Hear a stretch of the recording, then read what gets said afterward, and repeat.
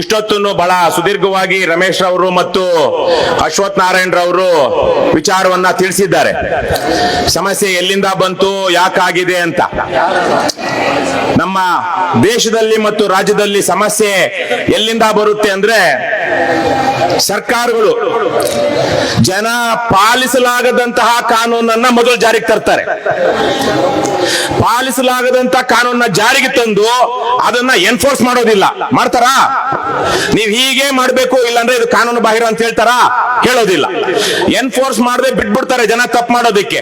ತಪ್ಪು ಮಾಡಿದ್ಮೇಲೆ ಏನ್ ಹಿಡ್ಕೊಳ್ತಾರೆ? ಜುಟ್ಟು ಹಿಡ್ಕೊಳ್ತಾರೆ. ಜುಟ್ಟು ಹಿಡ್ಕೊಂಡು ಅವಾಗ ಏನಕ್ಕೆ, ಯಾವ ಕಾರಣಕ್ಕೆ? ವ್ಯವಹಾರಕ್ಕೆ. ಇವರೆಲ್ಲ ರಾಜ್ಯ ನಡೆಸೋರು, ದೇಶ ನಡೆಸೋರು ಏನ್ರಪ್ಪ?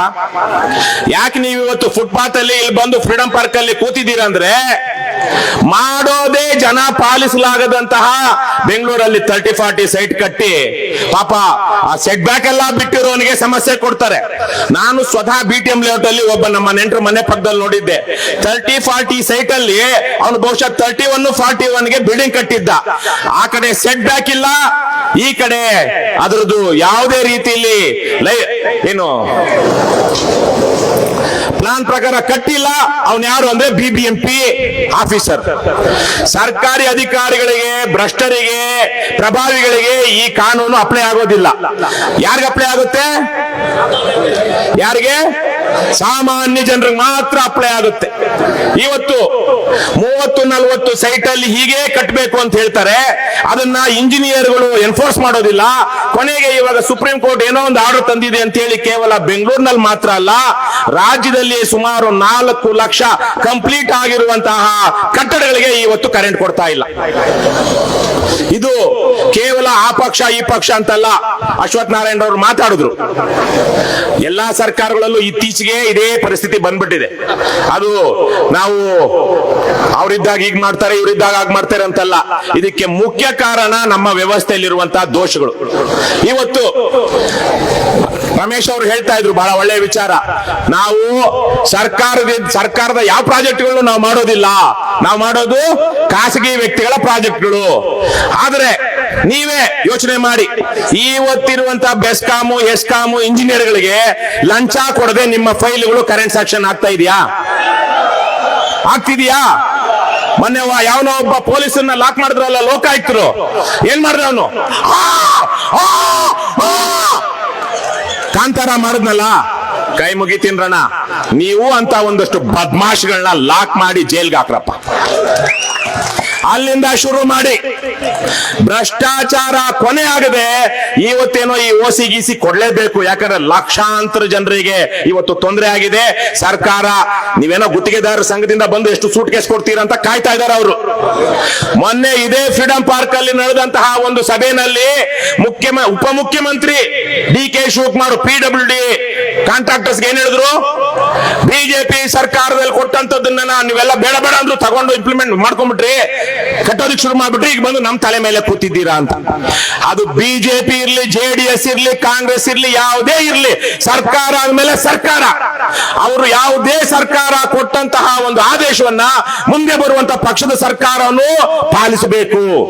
ಸರ್ಕಾರ ನಿರಂತರವಾಗಿ ನಡೆಯುತ್ತೆ, ಪಕ್ಷಗಳು ಬರುತ್ತವೆ ಹೋಗುತ್ತವೆ, ಸರ್ಕಾರ ನಿರಂತರವಾಗಿರುತ್ತೆ.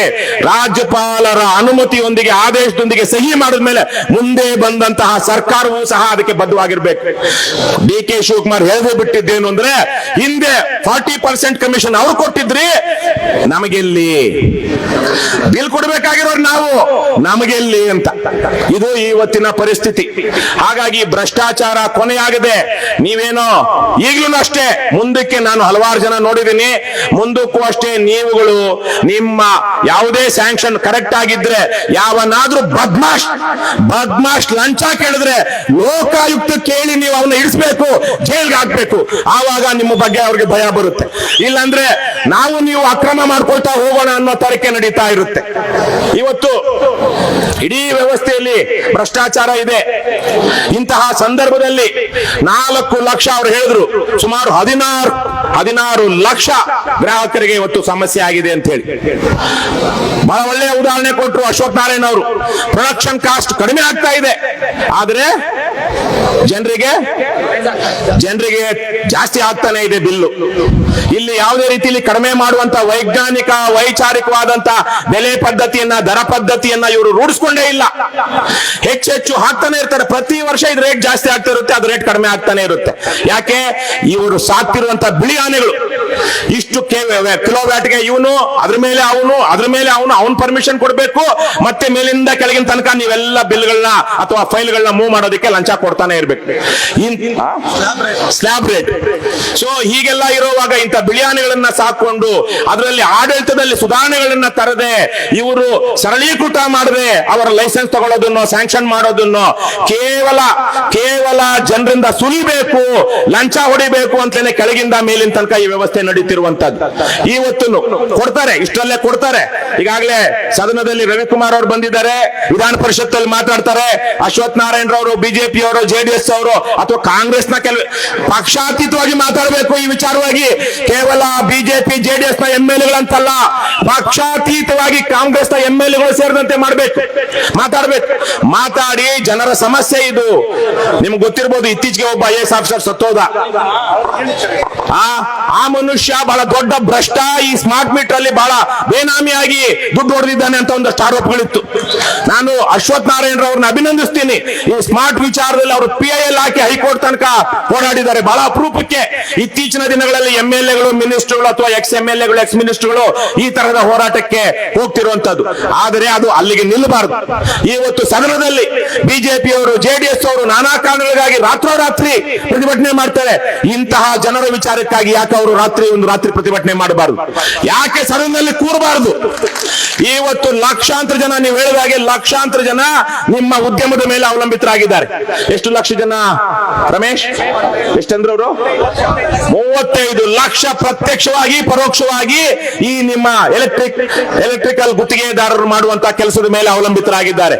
ಇಷ್ಟು ಜನರಿಗೆ ಇಷ್ಟು ದಿನಗಳಲ್ಲಿ, ಕಳೆದ 1 ವರ್ಷಗಳಿಂದ ಹೆಚ್ಚು ಕಡಿಮೆ ಇಷ್ಟು ಸಮಸ್ಯೆಗಳಾಗ್ತಾ ಇದೆ ಅಂದ್ರೆ ಇವತ್ತಿಗೆ ಎಚ್ಚರವಾಗಬೇಕು ನಮ್ಮ ಎಂಎಲ್ಎಗಳು, ನಮ್ಮ ಜನಪ್ರತಿನಿಧಿಗಳು. ದಯವಿಟ್ಟು ನೀವು ಇದನ್ನೆಲ್ಲ ಯೋಚನೆ ಮಾಡಿ. ನಮ್ಮ ಪಕ್ಷದ ಅಧ್ಯಕ್ಷರಾದಂತಹ ದೀಪಕ್ ಸಿಎನ್ ರವರು ಬಂದಿದ್ದಾರೆ. KRS ಪಕ್ಷದ ಅಧ್ಯಕ್ಷರಾದ ದೀಪಕ್ ಸಿಎನ್ ರವರು ಸ್ಮಾರ್ಟ್ ಮೀಟರ್ ವಿಚಾರವಾಗಿ ಎಷ್ಟು ಅವ್ಯವಹಾರಗಳಾಗಿದೆ ಅಂತ ಹೇಳಿ ಬಹಳ ದೊಡ್ಡ ಮಟ್ಟದಲ್ಲಿ ಪತ್ರ ವ್ಯವಹಾರ ಮಾಡಿದ್ದಾರೆ. ನಾವು ನಮ್ಮ ಪ್ರಣಾಳಿಕೆಯಲ್ಲೇ ಘೋಷಣೆ ಮಾಡಿದ್ವಿ, ಕರ್ನಾಟಕದಲ್ಲಿ ಇವೆಲ್ಲ ಸರಳೀಕೃತ ಮಾಡಿ ಅದನ್ನ ರ್ಯಾಷನಲೈಸ್ ಮಾಡಿ 30% ಕರೆಂಟ್ ಬಿಲ್ ಕಡಿಮೆ ಮಾಡ್ತೀವಿ ಅಂತ. ಅದು ಮಾಡೋದಕ್ಕೆ ಸಾಧ್ಯ ಇದೆ. ಹಾಗಾಗಿ ಇವೆಲ್ಲ ಆಗಬೇಕು ಅಂದ್ರೆ ಒಳ್ಳೆ ರಾಜಕಾರಣ ಬರಬೇಕು. ನೀವು ಒಳ್ಳೆಯವ್ರನ್ನ ಬೆಂಬಲಿಸಬೇಕು.